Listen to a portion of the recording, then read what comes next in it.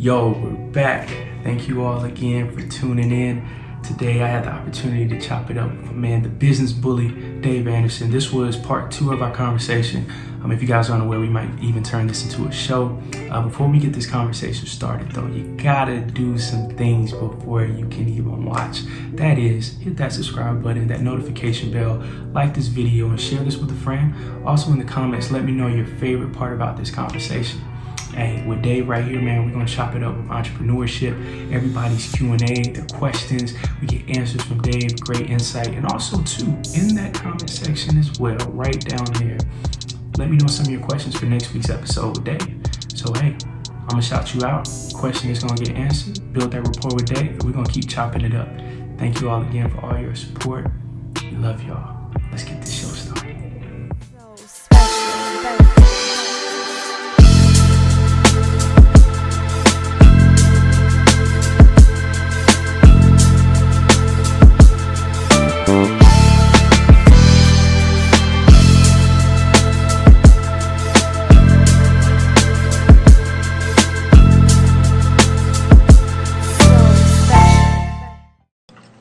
OG, what's up with you, Dave? Yo, what up? Nothing much, man, nothing much. Dave, I saw the link that you sent. A lot of questions, so we about to get to them. Whenever you're ready. So we about to get this thing started. Yeah, man, definitely want to make sure we get it popping up in here. Good. Man, before we even start, the video with you and your wife on Sunday on Facebook was crazy. So are you doing that every Sunday? Yeah, every Sunday night, man. Me and Janae want to talk our shit, because it's sometimes hard when you're in different realms to really project. Like Janae has a very successful children's book, and I'm a business guy. I mean, I don't care what comes out of my mouth, but even still there's certain things that so this gives us an opportunity to just kind of let loose, and people know exactly what it's going to be. And I think people are digging the concept, so we're going to see what it does. I love it. But so far it's been great. Every Sunday, 7 p.m. Eastern. Right. So I'm excited. What up to everybody who's coming through too? Shout out to you guys. Yes, sir. Dave, man, again, you're a very busy man, so we appreciate you coming onto the platform, part 2 of this conversation. Hey, bro, let's get it. All right, man. The link that you sent me was very dope from all the questions. One of the first questions came from George Dandridge. He had a whole setup. So he said, part 1, Dave, how do you set up your business correctly? Question number 2, with your business, what else did he say? Oh, janky business. He said, how do we look out for janky business practices from people? Accounting during this time, how do we protect our money? And how do we hustle during this time of the virus? And then last part, what is your advice for building a strong business overall? All right, so first things first, the correct way to set up a business, that was the first one, right? Mm-hmm. First thing that you want to do, just call me crazy here. Sorry. No, you're good. Had to put on a do not disturb. Yeah, you good. They be after me. They calling me. Like Pookie, they calling me. The first thing that I want to do is, if you want to set up a legitimate business, or as my good friend Dr. George C. Frazier would say, you either want to do business, you want to do business. And a lot of black folks, not all, but a lot out here, are trying to do business. What's your cash at? No. So I think that the main thing is you need to first get an EIN number. You can go to irs.gov. It's completely free. You don't need an attorney to do that. It literally walks you through a series of questions. You ought to be able to answer those questions. You take that EIN number and you go into a bank. Now, if you want my personal and professional opinion, I would go to a bank that does global business. I am not a big fan of, when it comes to business banking, I'm not a big fan of local or regional banks. Because if I need to do business in Tennessee, or I need to do business in Paris, or I need to do business in the UK, or in Ghana, or in Peru, where my clothing companies manufacture our clothes, I need to be able to have a bank account that can go boop, boop, boop. So that's extremely important. Now, once you do that, then you might want to go ahead and, I don't know, maybe register your business with the government. Like literally not just have an EIN number, but also register your business as an LLC. I think that that's extremely important, or a C corp or an S corp, depending on what your particular situation is. But I recommend people who are just starting out to start out as, at bare minimum, a sole proprietorship LLC. Okay. Simply because what people don't understand is, if I'm coming after someone legally, right, I can come after you, your personal assets, and your future earnings, just sort of like child support. You see what I'm saying? Yeah. But if you did business with my company, you can come after my company. That's great. You know what'll happen? That business will fold, and I'll just start another one. Luckily, that hasn't happened to me. But I'm talking about the protections that are there. Like, people get mad at, and I am in no way advocating for Donald Trump, the president, but Donald Trump, the businessman, would do things like have a apartment building, let's say. And let's just say there's 10 apartments in there. So it would be like Donald Trump Enterprises Apartment A1 LLC, Donald Trump Enterprises Apartment A2 LLC, and so on and so forth. So let's just say out of 10 apartments, he has 8 that are occupied with leases, right? The other 2, because they're not generating money, he can then write off the losses of that money that they would generate, and bing, bang, boom. Wow. Or if the company does something, and he had a lot of disgusting, dirty dealings. But notice Donald Trump never wound up doing a day in jail, never had a particular issue. And Donald Trump personally did not file for bankruptcy. His companies did. You want to know why? Because the law will always protect owners, because this is a company called the United States of America parading as a country. You think it's a country that just has some company tendencies. Yeah. No. Countries take care of their people. Companies take care of their assets. If you're a business owner, who's gonna come with it today, man? Look, man, that is 5 minutes in. I'm just warming up. But if you're a business owner, you become an asset as opposed to being a citizen. Nobody cares about the citizens. If you think so, ask a barber how much they feel America takes care of them right now. Ask your school janitor. So yeah, that's the main thing to set up. The second part was. What was the second part? Second part, part 2. And that's why we take notes. Janky business. That's what he said. So how do we look out for business partners who practice janky business practices? Well, first of all, I'm not really big on partnerships that don't involve paper. Both of the monetary variety and of the legal signed documentation variety. I'm big on contracts. It may take me a while to get you a contract because I'm doing shit like running businesses, but I'm a big believer in doing contracts, and I'm going to be honest with you, just lay it all threadbare, because I know people think that I'm perfect, but I'm not. I've made a lot of mistakes, and early on, I would do what I saw other people do, a handshake deal shit. I don't do handshake deals. I feel like this is what I say I'm going to do. This is what you're supposed to do. I can guarantee that I'm going to do what I'm going to do because I said I would. I don't know what you'll do. As a business coach, as a speaker, as a promoter, as a stand-up, as a marketer, just anything I do, paperwork. That way, when you come back with the bullshit, I just listen. I'm the old white man with the dog named Duke. I just roll the beautiful bean footage on your ass. You feel me? Like, there's nothing you can argue with.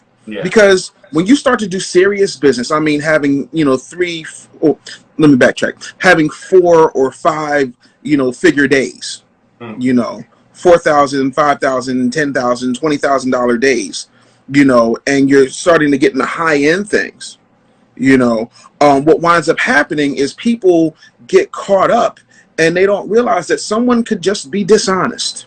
Someone could say that you didn't deliver on a service that you absolutely delivered on. Somebody can say that you didn't show up when you absolutely showed up. Make no mistake, and maybe it's my father's law enforcement in me. Maybe it's that spy gene. I don't know. But at the end of the day, if you talk to me, best believe the conversation is recorded. If you come on a teaching, you best believe the conversation is recorded. If you send me an email, text message, snap. You know what I'm saying? Because when you try to pull what's called a chargeback on a company because you think I'm a faceless corporation, well, this faceless corporation, has employees, and I have to make payroll. I'm an actual business owner. I'm not a Cash App business owner. So there are people with families that depend on me to be able to make money so that they can eat. It's not just me and my family. I got people who are every month or every couple of weeks, I got to break them off. Yeah. You see what I'm saying? Yeah. So the last thing I need for you to do is hit me with a $17,000, $25,000 chargeback. You know what I'm saying? Yeah. It would hurt.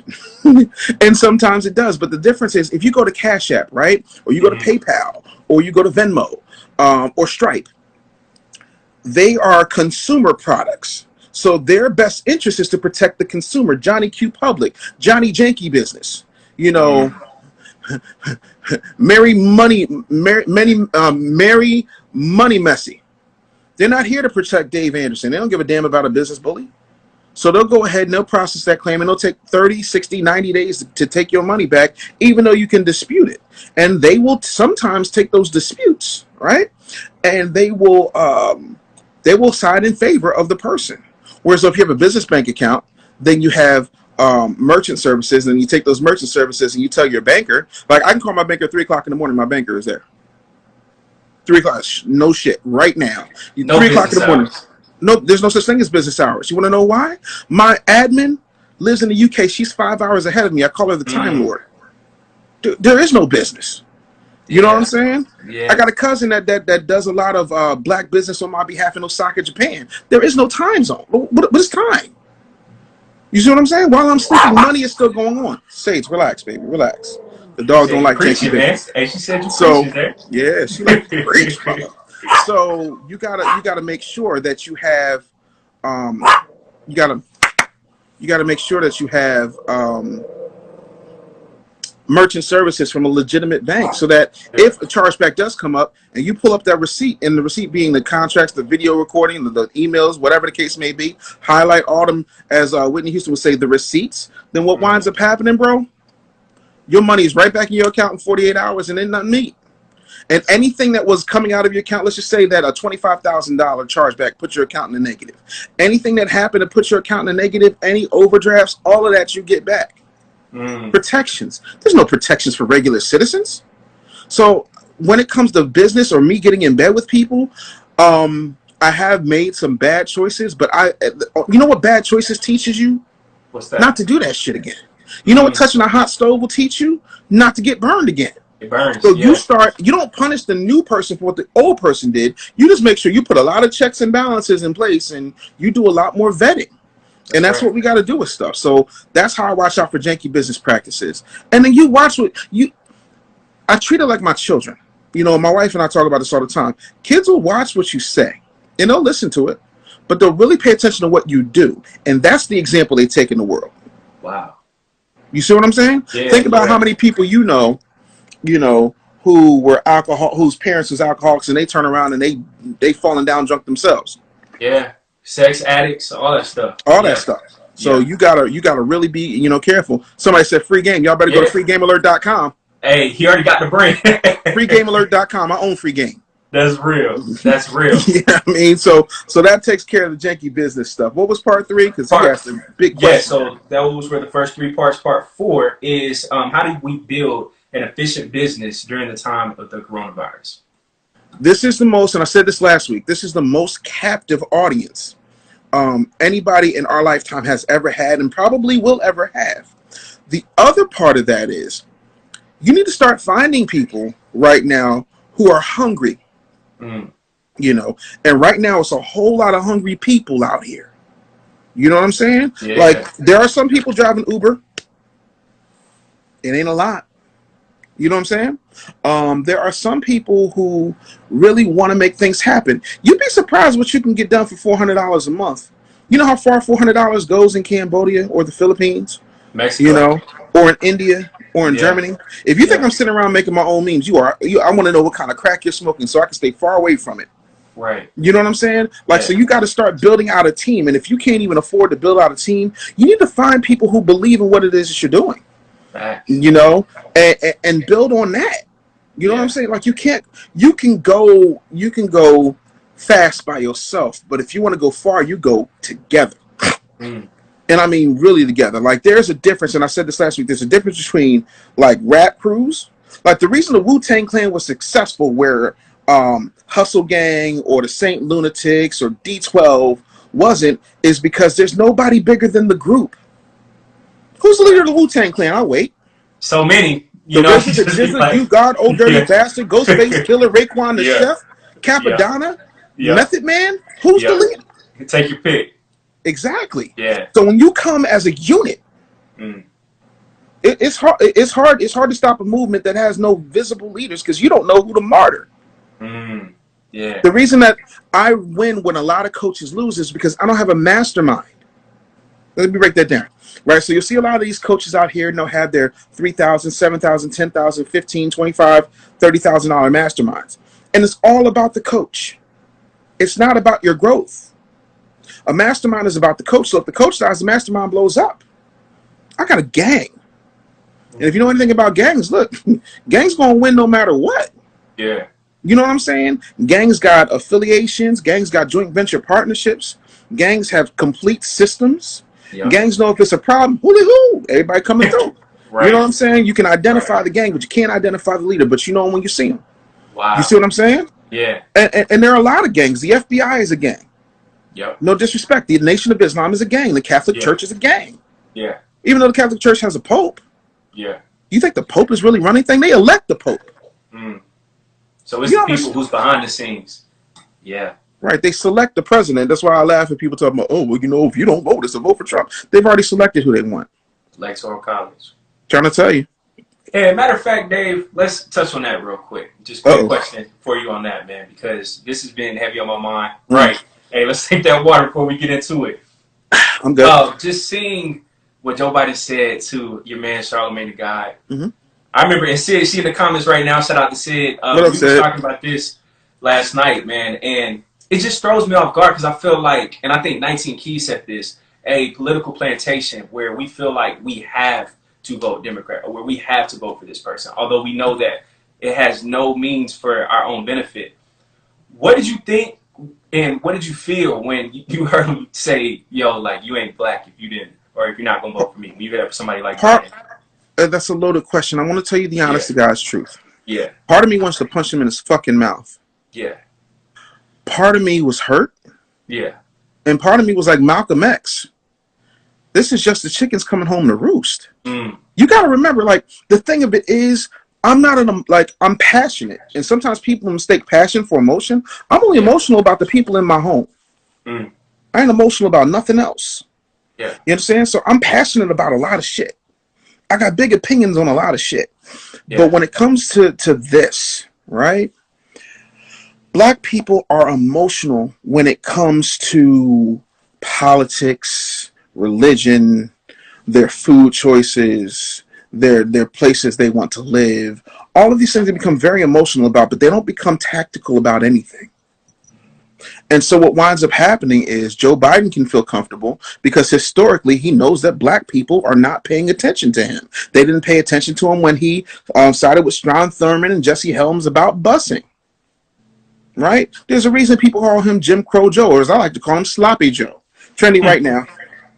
Hashtag Sloppy Joe. Yeah. Worldwide right now. All right. So the thing of it is, when he said that to Charlamagne, I already knew what time it was. I knew Charlamagne was going to do what salespeople have been telling him to do forever, which is sidestep the bullshit and get to what matters. Everybody like, well, Charlamagne didn't sit up there and get into a screaming match with him about saying that you ain't black. No, what he said was because he was trying to keep him on task. A lot of times, a trick of the enemy is to get you so riled up. Dortz, can you grab that for me? The trick of the enemy is to get you so riled up, to get you so riled up that you miss out on what was really being done. It's misdirection. So what winds up happening is Joe Biden says, oh, well, if you don't vote, if you have to decide who to choose to vote for between me and Donald Trump, you ain't black. So now he's calling.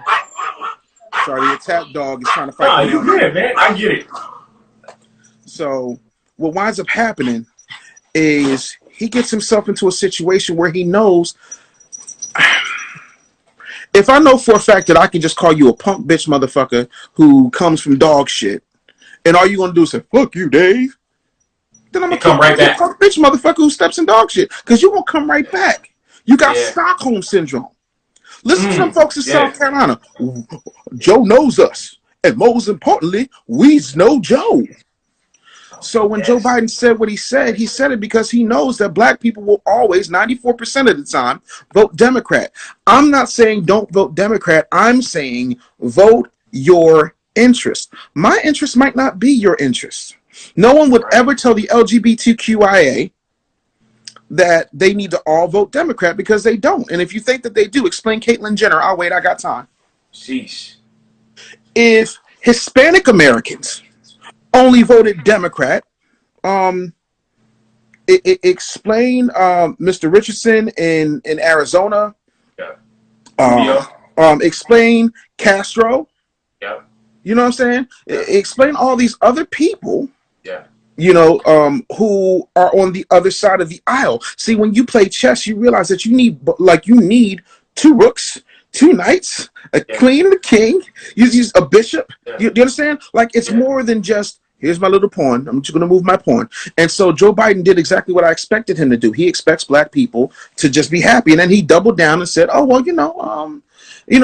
look at my record. I extended the Voting Rights Act. But if voting doesn't keep me from getting killed in the street like that guy in Minneapolis who got his foot, who got kneed to death. I heard about that. While other black people stood around and said, man, you messed up for that, but didn't do anything to stop him. You think Joe Biden saying that you ain't black is going to move black people when death doesn't move black people to do anything but to hit record? Get the fuck out of here. And if you're looking for a political solution to a cultural problem and to a financial problem upon which you are the battery for this entire country's success, why do you think there's so many fucking prisons? Why do you think that even though crime, and there's no such thing as black on black crime, but crime within the African American community or crime with African Americans with other African Americans is on an all-time low, but incarceration rates are at an all-time high for so-called African Americans? Explain to me why there's so many prisons. Because we all know about the 13th Amendment, and we all know that not only does it matter how many people in businesses, not me, because I've never used prison labor a day in my life, how many businesses benefit from prison labor, but also how many small communities. You ever notice that big prisons are never in major metropolitan cities? They're often small suburbs anywhere. And then if you correlate where the suburbs are and where they are on their reading levels and where they are in getting technology and subsidies, because each one of those Negroes that are bound and chained, incarcerated, are counted in the census, even though they don't get to participate in the community. And even though they're getting counted, but they get taxed on that 12 cents they make. So that's what you call taxation without representation. And I thought that was unconstitutional, but fuck you Negroes. Who gives a damn about constitutions? Y'all gonna do whatever the fuck we tell you to do because we're the Democrats and we're not as bad as those racist Republicans. Mm-hmm. And see, Dave, like, even on top of that, what is our solution? Because sometimes I get frustrated myself because when I see voting ballots, it's like, yo, I don't rock with any of these people. So what's our solution to being, I would say, almost immune to politics where we can function on our own? It doesn't matter who's president, who's senator, we can still be self-sufficient. What do you think is that solution for us overall? Cut the check. You got to just cut the check. Here's the thing. I'm not emotional. Like you've been to McDonald's? Yeah. You remember the last time you went to McDonald's? Yeah, probably like a few months ago. Do you remember what you ordered? I think fries and a McChicken probably. Fries and McChicken, good sandwich. I like the McChicken. Yeah. Cheap, nice, easy meal. You know what I'm saying? Saving up for that ring for Sid. I feel you. Yeah. You know yeah, I did that, Sid. Anyway, right. Do you remember how you felt about the person who gave it to you?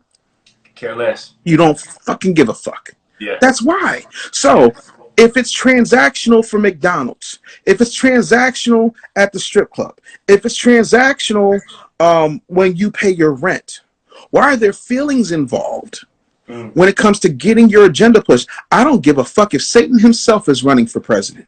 If I can pay Satan off and Satan's going to do what I need him to do, I'm voting for Satan all day.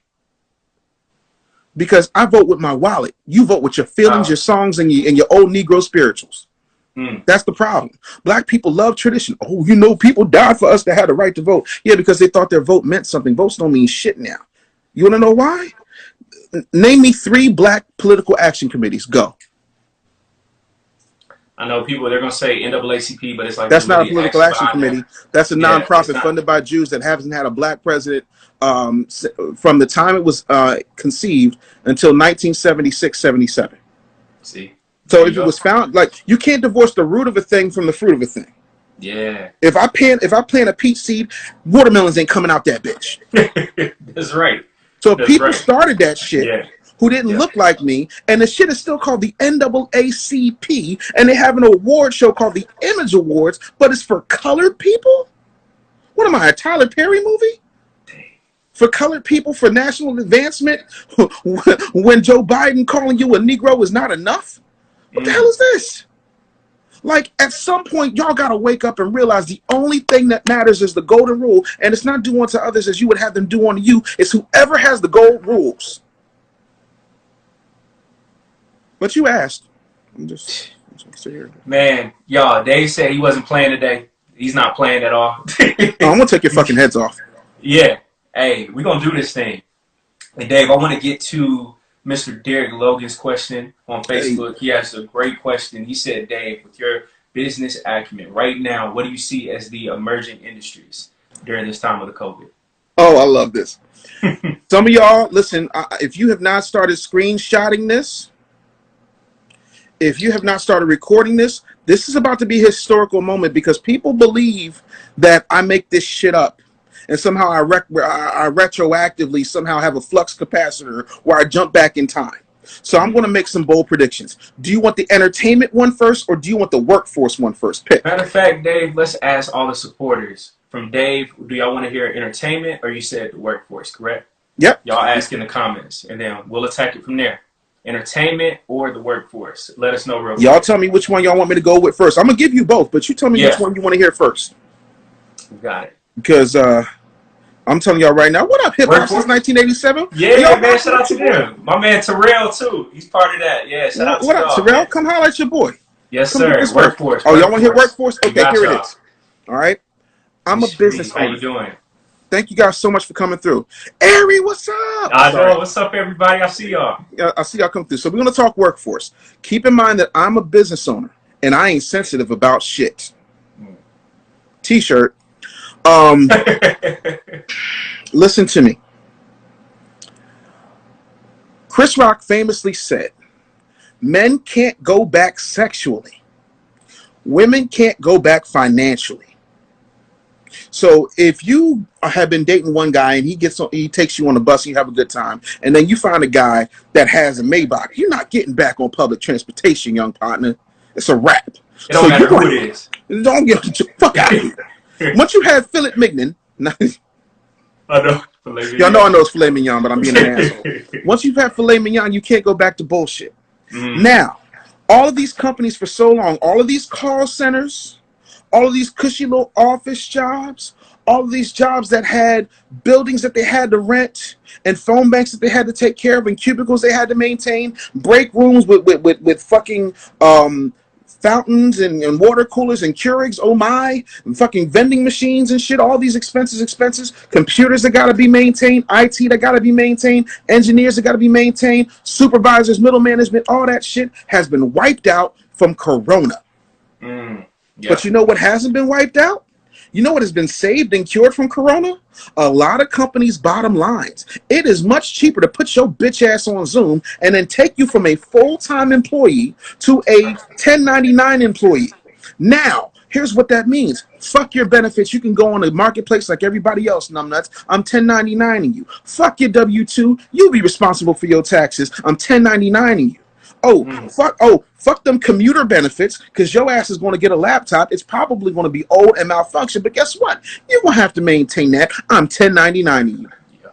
So I've already cut out healthcare costs. I've already cut out an ass ton of money, literally millions of dollars in middle management money alone. I've also cut out all of those fucking frills. I don't need this fucking building anymore. You know, there's an old gospel song that was sung at one of my best friend's funeral. It says, "There's a leak in this old building, y'all, and my soul has got to move." Yeah. So there was a leak in a lot of people's bottom line, and they didn't realize that the leak was you. And now, if you don't want it, because everybody's starving, everybody that is not a business owner, everybody who called me Chicken Little, everybody who said I was a fanaticist, everybody who said I was doing too much, everybody said I was a little bit crazy, everybody was like, everybody can't be a business owner, all of y'all, and my soul has got to move.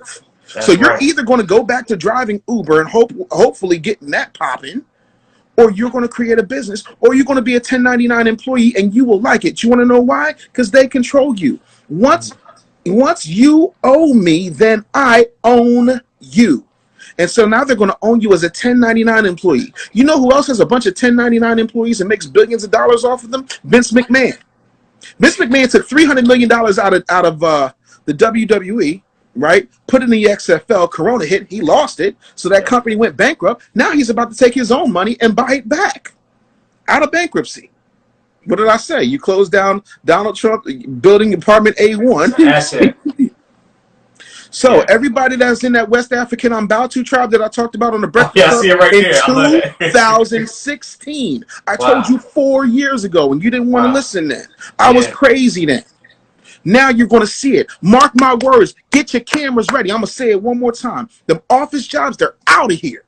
Like KRS-One said, do you ever think about when you're out of here, Fly Magazine's out of here? Forget it.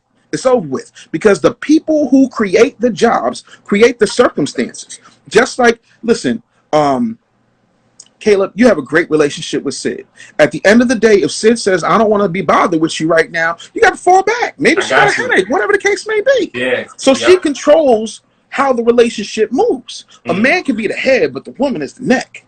Yeah. So you can be your own person, but your job is telling you where to look, when to go to the bathroom, how much time to take, when to be on your phone. Oh, and you're like, but how will they regulate, people doing enough work? If you won't, they'll fire you, because there's a line 10 miles long of people who will be happy to take that 1099 job because they've been out of work since March 21st. So that's the workforce one. Who's ready for entertainment? Yo, before Dave even gets into that, y'all need to support Dave, man. Y'all need to follow him, support his movement, because y'all getting free game for free. This is like a free consultation right now. So I'm gonna do what the basic people do. Hold on. I'm gonna put up my Cash App. Yeah, I was about to say you're gonna drop the Cash App. Run that Cash App. Right. Y'all see it right there. And keep them cards. Matter of fact, I'm gonna try to pin that comment so y'all go see it. Y'all commenting so fast, it's going away. There we go. Hey, we got a pin right there at the bottom. Hey, I'm giving y'all these bars. Hey, free consultation. So, Dave, the next phase, entertainment industry. How would that be affected post-COVID? All right. So, this one's going to move a little bit slower. But if you go back to my archives, I did say in several interviews that we're going to get to a point where people are going to pay $20 and $30 and $40 for a first-run movie, that movie theaters are going to be dead. What you are going to find is that people are going to record this shit within the next 3 to 4 years. So by 2024, everything I'm saying is going to become a reality. First thing you're going to see is an advent of drive-through movies, because we're still going to be maintaining a level of social distancing because of the fear. Like, coronavirus could die like a dinosaur, and we're still going to have social distancing. Masks are going to be the thing. Like, you're going to see Dapper Dan put out fucking Gucci mask. I don't know if he is or not, but I'm predicting it. Bold fucking prediction. But the truth of the matter is that drive-in movie theaters are going to be the thing if you're going to do any type of movie theater. Home entertainment is going to thrive. I told y'all before, when I was crazy about Business Bully TV, I ain't crazy now because those views are skyrocketing. Content. You see what I'm saying? Content is winning. And I'm all here for YouTube. I think YouTube is great. I made a lot of money on YouTube. I still make money on YouTube. However, I don't own YouTube, and I'm sick of giving Google free content. Right? So you're going to start to see people move away from things. And I want to break all this entertainment shit down real quick, and then I want to get into other business shit. All right, so take your time. My first bold prediction: either Amazon, Netflix, or Apple is going to buy Sony Entertainment. Okay. Remember I said it. Amazon, Apple, or Netflix is going to buy Sony Entertainment, and here's why. if you pay attention, the only hits that Sony has had have come from Marvel and from Marvel properties, right?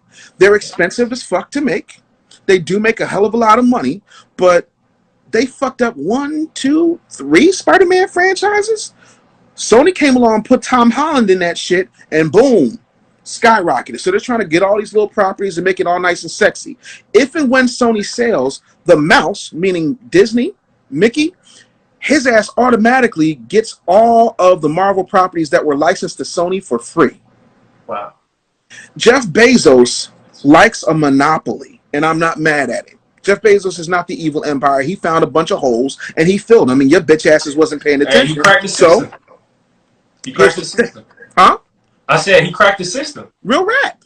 And y'all laughed at him, too. Y'all laughed at him. Yo, what do you know about books? I don't, but listen, I got the chief marketing officer from Barnes & Noble, and I hired that bitch. You know, so we gonna rock. And, you know, if y'all want CDs, I'm gonna sell them, too. And that stayed with me. I remember that. I was like, he is a wormy little dude, but I think he's on to something. He's the middleman. So if you pay attention to what he's been doing very quietly, he's been creating these shows. Mrs. Maisel took all them fucking Emmys, bro. He got a show with Pacino on it. Oh, I forgot about that. Yeah. Amazon Prime, right? Yes, Amazon Prime is that's making crazy. money. So you have to remember, everything is going to start going to MDOs. MDOs, write that shit down. Membership-driven organizations. MDO. Right? So if I get you at $12 a month, you're not bleeding. But if I get like 10, 15, 50 million people at $12 a month, there's a leak in the soul. My soul's got to move. You are staying stuck on stupid because you don't want to evolve. I'm not married to nothing. I already told you that. You know who I'm married to. Her name's Janae. She upstairs. Listen to me. So that's a big part of it. So now that we get all of that out of the way, right? You're going to start seeing people coming together to do things that they don't even realize are profitable. Ask me who the 2 biggest idiots are in the music industry right now. Who's the 2 biggest idiots in the music industry? I'm so glad you asked. Tekashi, is it? Who is it? No, it's not Tekashi. Tekashi, I can't stand him, and I think he's a piece of shit for raping my culture, and I also think he's a snitch, rat ass fuck. But he's not the biggest. He's not the 2 biggest idiots in the music industry right now. The first biggest idiot is Timberland. The second biggest idiot is Swiss Beats. Yo, all right. So let's talk about verses. And since we're talking about that, shout out to Brandon Peters in the comments. I see you, man. OG. Brandon, he actually interviewed Just Blaze. So then we're talking about verses. So let's break that down. All right. So here's the thing, right? Uber for a very long time was a transportation services that didn't own any cars.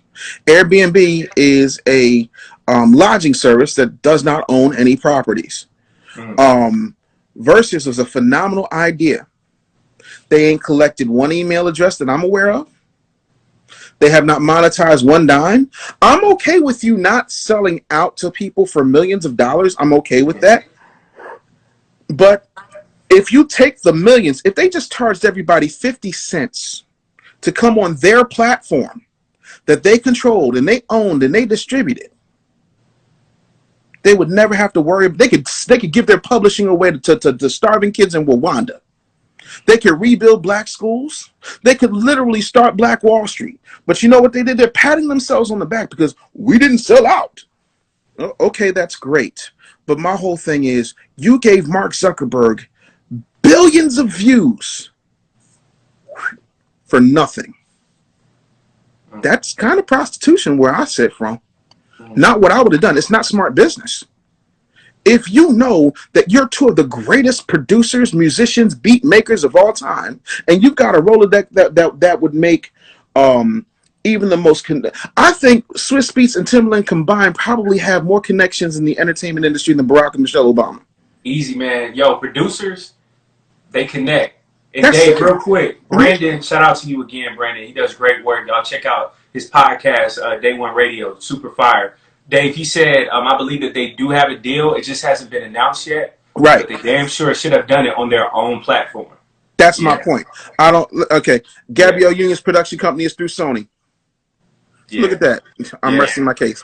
I'm trying to tell y'all, man, it's a different type of situation. When you own yours, I don't care how many deals you do. If you don't own it, it owns you. And then you become an employee in your own shit. How does that make sense? Yeah. You know, I'm okay with them having it. I'm okay with them having a deal, but my whole thing is if you own it. See, the difference is, right? Bob Johnson sold BET and made $1 billion for it. Do I agree with him selling? No, but I do understand that he sold it and then made his money and walked away and then decided to do something else, right? You know, when you have something, Berry Gordy built Motown and did what the white boys did. You know, Mick Jagger, the fucking Beatles, Rolling Stones, Elvis, Jerry Lee Lewis, all the motherfuckers paid radio. So don't think that the records that you put up, you know, aren't like that you request mean anything. Motherfuckers is paying for that shit. So here's what I need you to understand. Why would you give stuff away for free? You got a completely captive audience. You're some of the biggest names in music history. 1 million people on your live. You have 1 million people in every the time, same room. every fucking week. You crashed Instagram like 6 times. Go viral every week. At some point, y'all should have said, hey, let me map this out. And if you could not map it out yourself, instead of having a deal, at least do a joint venture partnership where you control the name, you control the operation, and you control the distribution. You know what I'm saying? That makes sense. Or you could have easily went to any sponsor. Hey, State Farm. Hey, Pepsi Cola. Hey, hey, Amazon. Hey, FAO Schwartz. Hey, who the fuck ever. Hennessy. Hey, Nike. You can do Hennessy, man. You just any do fucking thing. You can do Hennessy. You can do Ciroc. You could have done any fucking thing. But you didn't. And it's like, we didn't sell out. Yeah, but guess what? You didn't buy in either. That's important. Because you are, like, there's certain people, if you have a certain level of power, I already know. If I put something up, bare minimum, I'm going to get 1,000 views. I already know that. Yeah. Because I've already put the work in. Yeah. Just Timbaland. Yeah. Even garbage records are bangers with Timbaland. Yeah. Twist me. If you hear Get It on the Floor right now, I don't give a fuck how you feel about DMX. I did this motherfucker. It's not. Do you understand what I'm saying? Yeah, so it comes to a point where you have to get to the bag. Somebody said, how do we build relationships to educate these celebrities? Great question. Yeah. You listen, you DM them on Instagram. Apparently they're on Instagram. And let me tell you something else. If you're a DJ, side note, you know, because I've said all I got to say about verses. I think you guys get the point. If you own your shit, and don't rely on somebody else. Because if Zucks all of a sudden snaps his fingers like Thanos, like he did to the Shade Room, you're fucked. Now, when you look at entertainment, and we talked about verses. There was something. Oh, that's it. Let me break something down to you. Do you know who Crispus Attucks is? Yes, sir. First man to die. First man to die. Right. Now, sometimes there are people. And I'm not saying that this is true. This me putting on my tinfoil hoodie. Hey, the Koofy. Tinfoil Koofy. Put on my tinfoil Koofy like I'm putting on my But in all seriousness, shout out to Tariq. In all seriousness, right? D-Nice got on and started spinning records. 1 million people on there. 1 million people on there. Every day. Now, if DJ Dirty Dick in Detroit decided to spin records on Instagram, they'd have shut his account down because he's violating all types of terms and service. That's why you can only place short amounts of clips in your stories and shit. But D-Nice went for hours, and everybody who was anybody magically happened to be there. Joe Biden's account was there. Michelle Obama was there. All these people just magically happened to be there at the same damn time. D-Nice is getting a Webby Award, you know, for Entertainer of the Year. I'm not saying he doesn't deserve it. But here's what happens, right? I call it the Batman effect. When Batman showed up in Gotham, all of a sudden you had killer clowns and you got, you know, henchmen with talking wind-up penguins. All the villains start showing up. You got nerds with you know, with question mark canes and bowler hats talking about riddle me this. You got cat women robbing people. You know what I'm saying? Yeah. And so what winds up happening is you let the cat out of the bag. Now, another bold prediction. All of these record companies are going to say, we want our fucking money. You guys ain't D-Nice. Who told you? Who gave you permission? So if you're doing that dumb DJ shit on Instagram, stop. You need to get some protections. So you need to get an app. You need to work out some type of licensing situation and do that shit. Don't think you can do what D-Nice did and ain't going to get there. When somebody blazes a trail, it's really hard to follow behind them. That's right. If you're not putting your twist on it. So that's where I am on that. I think those are all of my bold predictions, man. But I'm telling y'all straight up and down, if you think that you're just going to walk into that cushy job, it ain't going to be cushy no more. They're going to hit you with a whole lot of options. Then you can take them or you can get on that unemployment, which is you've already paid for, so the companies ain't losing money for that. But yeah, if you have something that's dope, you're going to go there. The DJs can move to Twitch all they want to. The record companies will follow them there. Hey, because they're going to get that check, man. They're going to get that money. Because Dave, actually, real quick, man, one of my good friends, Courtney Seals, I interviewed Courtney. It was about 3 weeks ago. Courtney, he managed 112, built up their platform, all that stuff, right? I recently heard about them not being able to play certain songs because of musical rights, things like that. So again, going back to even being on Instagram Live, they're restricting certain songs and things like that. So I hear that. And Dave, transitioning to as well, another question that I personally have is that there's a lot of content creators out there, such as myself, millions of other people, and they have dope content. And you talked about Business Bully TV and creating your own. What's the importance of people understanding, YouTube can shut down at any moment. Instagram Live, it can shut down at any moment. What's the importance of just always saying, hey, if everything hits the fan, I have a backup plan, and on top of that, I have my own personal platform? I believe the bully is the future. Listen well and let me lead the way. My favorite part of The Greatest Love of All is when Whitney Houston says, no matter what they take from me, they can't take away my dignity. I say, no matter what they take from me, you can't take away my intellectual property. I like that. You understand? So you can do whatever you shut me down, cancel me, tell me I'm evil, tell me I'm a bad guy, tell me I'm a capitalist, tell me I'm conservative, call me whatever the fuck you want. Some dude tried to call me the next Candace Owens, and I'm like, how? I don't even like Trump. Black people are more conservative than we like to let on, but I'm not a Republican. I just said that last week, Dave. Black people are really Republicans, and they don't even know it. No, they don't, because they don't read. They didn't pay attention to 8th grade civics because it wasn't sexy enough. Yeah. So here's the thing, right? And here's where I'm going with this, because I'm answering your question about content creators, but you got to understand something about black people, right? You don't want nobody in your fucking business, but you put your fucking business on the internet. Right.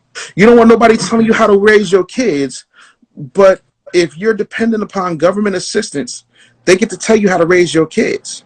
You don't want nobody telling you where to live, but you're constantly being redlined and being kept from opportunities. You don't want to go into a store and have to pay your money for Chinese food through bulletproof glass, but you're not doing anything to get businesses or get business loans or adapt business credit or get trade lines so you can take your situation to the next level. So if content creators think they are safe on somebody else's platform who has already proven beyond a shadow of a doubt that he doesn't give a fuck about black people, and he went before Congress, who most of which he had paid millions of dollars for documented proof, and I'm talking on his shit right now, and I said what I said, and I got the goddamn receipts and the C-SPAN tape to prove it.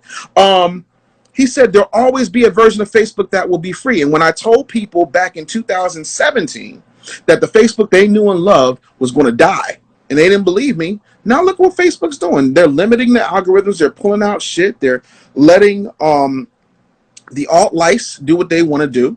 So if you have content, you either build a network or you get with a network that is going to at least give you a fair deal. I'm giving my content creators 80% of what they pull in. Facts.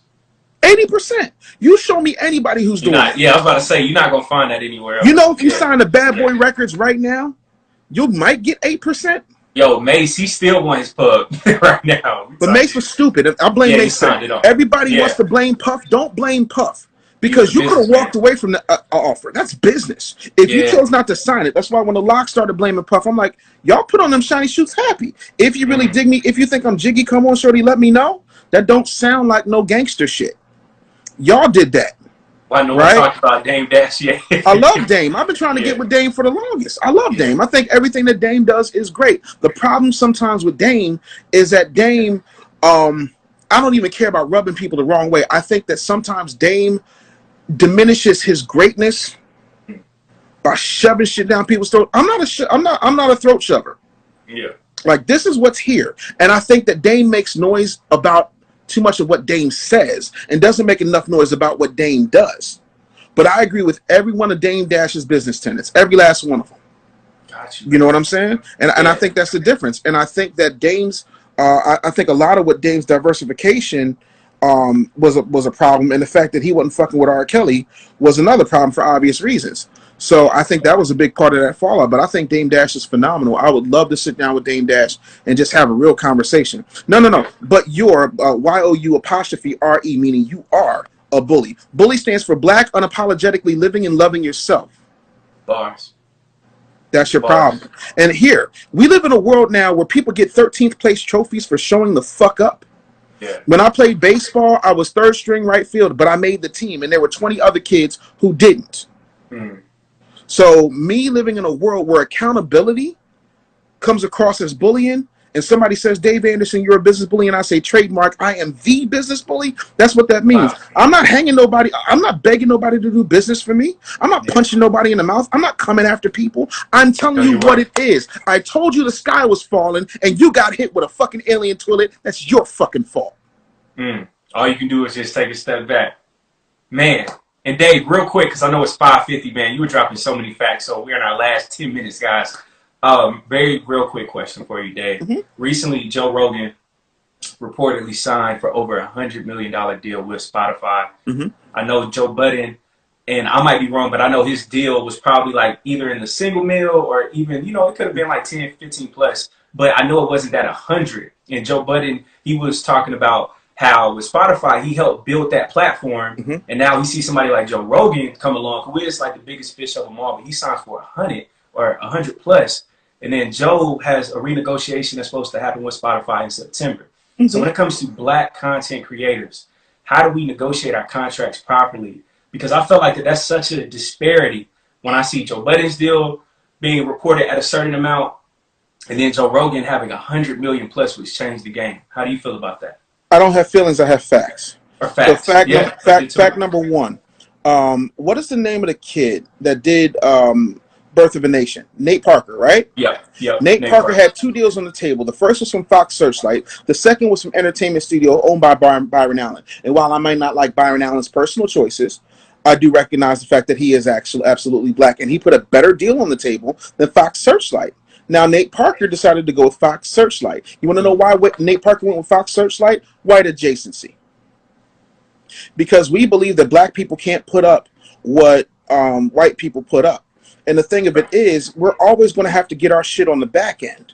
We've always gotten our shit on the back end. I'm overcharging niggas for what they did to the Cold Crush. You understand? Joe Budden signed a deal that he didn't want to sign in the first place, and now he's mad at everybody else. But let me explain something to you. When them white people own that shit, them white people told you what the fuck it was. You thought because you actually kept the lights on, that made you special. Let me give you a little history lesson, Negro. Black people been keeping the lights on. You signed that. You did that. That's Joe Budden's fault. And I actually like the cut of his jib. As a forerunner of podcasting, I respect a lot of what he did. I don't respect the fact that he thought that going to Spotify was going to be a good move for him. Corporate America does not like Joe Budden and has not liked Joe Budden since 2003. Whether he's mad or not, I don't really care. I think that it's a shit deal, and they showed you what it is. White people are going to take care of white people. I wish Black people would take care of Black people and believed in Black people as much as white people believed in the buying power and the money earning power for Black people. Black people love to be top earners. They don't want to be top owners, because ownership requires risks. So that's how I feel about the Joe Budden thing from a factual perspective. Also, you know, Joe Rogan's going to get what Joe Rogan's going to get because Joe Rogan is Joe Rogan, and they love fucking Joe Rogan.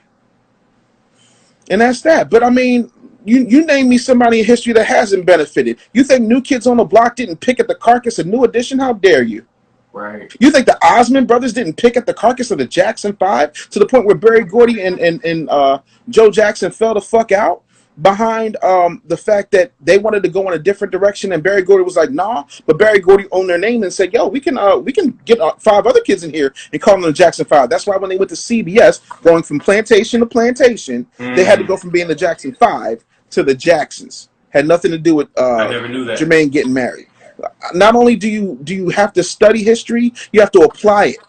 That's Same right. script, different cast. So That's y'all right. keep going looking for these deals with these white people because you think these white people are better. You athletes love going to deals and getting agents who are white and Jewish because you think that they're better. And then you look at a situation and you don't realize that it's not better. It's worse. It just looks good on paper, and you wind up penniless and broke. If that wasn't the case, there wouldn't be so many Negroes on Behind the Music or Unsung. Thank you for coming. God bless you. Good night. Whew. Dave, We still got 6 minutes. Yo, you killed this. All right, so guys, we are in our last 6 minutes.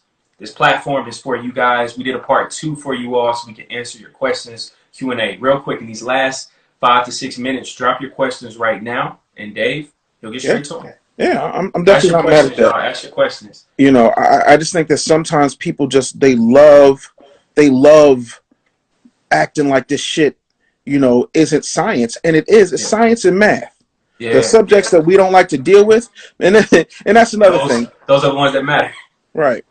That's another thing. Y'all keep getting. Any thoughts on Ryan Leslie? I think Ryan Leslie made a lot of mistakes early on. The first mistake he made was getting rid of Cassie. I think Block made that same mistake. You know what I'm saying? But everybody love Puff. I love Puff. Yeah. Well, do you know what my prized possession is? My prized possession is a baseball card that is of Puffy, and it's got him with the number 8 Kobe jersey. And he has scuffed up Timberlands and real baggy jeans and whatnot. And it's absolutely crazy. And I've lost wallets, I've lost girlfriends, I've lost relationships. I never lost that card. Wow. And my homeboy Azim Rashid, shout out to him. He just finished Ramadan. Shout out to my Muslim people. Just finished Ramadan. He was like, "Yo, I know how much Puff means to you. I'm gonna go to Puff's office and I'm gonna get him to sign us." And he got Puff to sign us. Puff sent me some shit.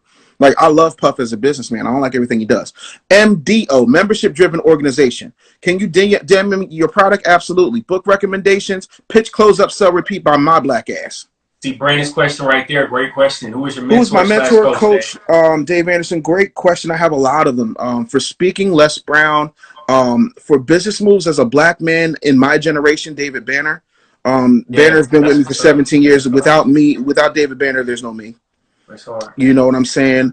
I also believe in group economics. And so I deal with a lot of people like, Derek Grace is somebody that I'm really heavy with. Derek Grace too. If you're not familiar, get familiar. That's my man's name. How do I align my business with my morals? I don't do anything that I wouldn't be able to do and sleep at night. You know? I see your question. Dave, if you have any top 3 books, what would they be? The Go-Giver. I can't remember the author. I think that's a great book. Think and Grow Rich, A Black Choice by Dennis Kimbrough. Another great book. Again, I say pitch, close up, sell, repeat, because y'all are scared of sales and you don't understand that sales rules everything. So I would go there. Right. But yeah, I don't have any moral issues or moral proclivities because I don't do anything amoral. I am a high-end business coach that gets high-end results. And if you don't have my money, I ain't got nothing for you. I'm a car dealership. You want to come by? You can come test drive. Yeah. But if you're ready to go, write the check. If not, take care, comb your hair. I don't get caught up in feelings. Can you return to Derek's Zoom class again? We love you. Oh, my God. Thank you guys so much. Like, that was the most amazing time because with Derek was like, let loose, do what you think. And then I got on there and I snapped because I always snap. And I can tell you, like, you'll call me after this and you'll be like, yo, I don't. And I'll be like, what did I say? I don't know what the fuck I said. That's why I write shit back. I'm like, yo. Yeah. How do I feel about the vegan thing with the culture? I'm about to do a vegan challenge on in June. Let's do it, man. So Zen Foods Atlanta, check her out. She's my vegan chef. I came in late, but this was really great, man. Thank you. Hey, this was part 2. And Dave, honestly, I'm free whenever. So anytime that you just want to chop it up, always hit me up, man. We're always going live. I got man, you. You see these numbers? Yeah, it's crazy. Y'all, would y'all like to see a part 3? I think we might have to go 3. Let us know in the comments real quick if you guys would like to see a part 3 next week, man. Yeah. Let us know real quick. Y'all, by the way, we're about to get 3 Billy Pot on Business Bully TV as well. We're going to make that happen, man. It's going to happen very soon. Yeah. Instagram said we got 1 minute, 56 minutes. That's plenty of time. Let us know real quick if y'all would like to see part 3 next week. Yes? Okay. We got you. So, here's the plan. DM myself and Dave your questions. Dave, what type of questions would you like to answer for next week? I want people to ask the real questions, like the questions that they're too afraid to ask. Yeah. You know what I'm saying? Shout out to my mentor, Dave, real quick. He said part 3, man. Y'all need a YouTube show. Oh, Dr. Jacob English, they don't want that. Hey, look, we're going to be part of Business Bully TV, so y'all about to get a whole lot of content from us. We got y'all, I promise. Yeah, absolutely. Did you say this? Oh, this will be on YouTube, trust me. Yeah. But my whole thing is, all I want y'all to do is start sharing, man. Like, I be dropping bombs on y'all. Like Hiroshima shit. And y'all be like, ooh, that was nice. Share this shit. Like, make it worth it. Jacob said, but they need it. He said they need it. If they need it, I'm going to be there, man. Like, that's what it is. I'm Batman. I'm whatever Gotham needs, homie. Shout out to my man, Jacob. Thank you for real. Y'all, next week is coming back again. DM me your questions. Dave, DM him as well. We got y'all. And next week, man, share this with a friend. So then when we get started next week, the numbers went crazy. We'll have even more people again next week. our conversation is going to be fiery. And Dave, on Sundays, right? They can tune in to you and your beautiful wife Sundays, chopping man. it up. It's not my business, but while we're on the subject, that's what it's called. So come on through, check us out, man. You'll find me on Facebook at the Business Bully. So you'll see it there, man, and it'll be on Business Bully TV as well. So make sure you check it out. Yo, we got 20 seconds. We out of here, man. Dave, I'm gonna hit you up. Thank you again, OG. We appreciate you, and thank you, man. Much love, and be safe. Y'all. Take care. All right, y'all. Thank you all for tuning in again. My name is Caleb Smith, host of the 3 Milli Podcast. I hope that you enjoyed that conversation. Share this conversation, like it, subscribe, hit that notification bell. This platform would not exist without your support. We truly appreciate you. We're just getting this thing started. Much love. Peace.